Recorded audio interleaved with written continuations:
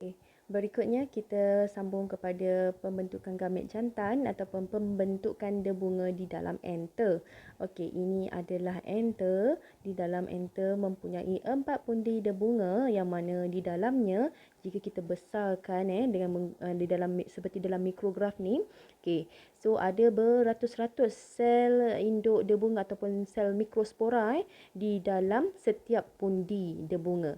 Okey, so sel mikrospora ni dia dalam keadaan diploid iaitu 2N. Okey, ia akan menjalani meiosis 1 dan meiosis 2 menghasilkan tetrad dan dia akan berkembang membentuk mikrospora yang haploid. Kemudian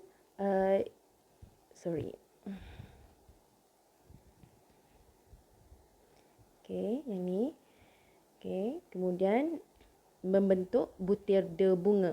Okay, so seterusnya butir debunga ni tadi, ia akan menjalani mitosis, membentuk nukleus penjana ataupun nukleus generatif yang mana di dalamnya mempunyai gamet jantan, dan satu lagi nukleus tube atau tube nukleus ni yang ia adalah saiz nukleusnya lebih besar daripada nukleus penjana. Okey.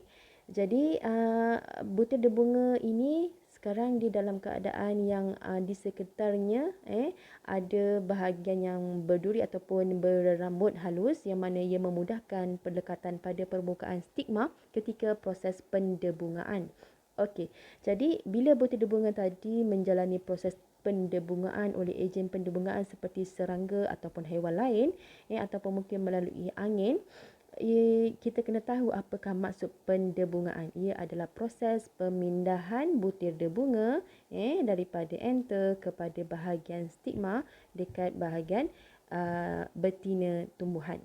Okey, so kita pergi kepada bahagian macam mana pembentukan gamet betina ataupun pembentukan pundi embrio di dalam ovul. Okey, kita besarkan gambar ni, satu ovul dia besarkan macam ni.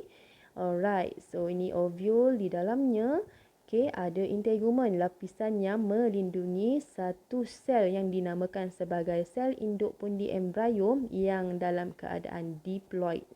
Kromosomnya dalam keadaan 2N. Jadinya, yang sel induk megaspora ni ataupun sel induk pundi embrio dia akan menjalani meiosis 1 dan meiosis 2 untuk menghasilkan 4 sel megaspora yang haploid. 3 akan merosot, hanya satu sahaja yang akan terus berkembang membentuk pundi embrio dengan cara menjalani 3 kali mitosis. Mitosis yang pertama menghasilkan 2 nukleus, kemudian meiosis yang kedua menghasilkan 4 nukleus, dan mitosis yang ketiga menghasilkan 8 nukleus di dalam satu cytoplasma. Okey, jadi kita akan pergi akan tinjau apakah yang akan berlaku kepada ke-8 nukleus di dalam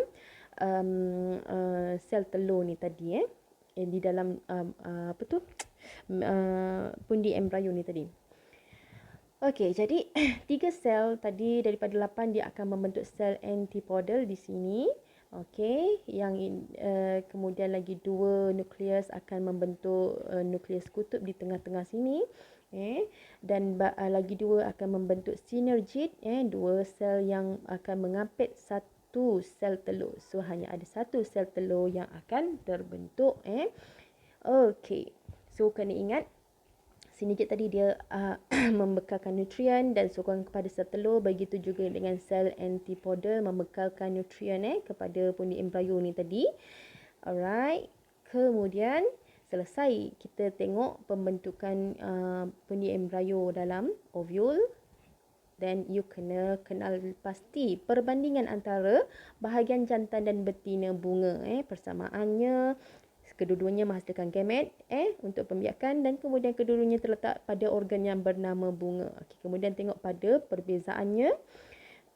Okey, kena hafal lah. Saya harap awak salin nota ni. Okey, kita stop sampai sini.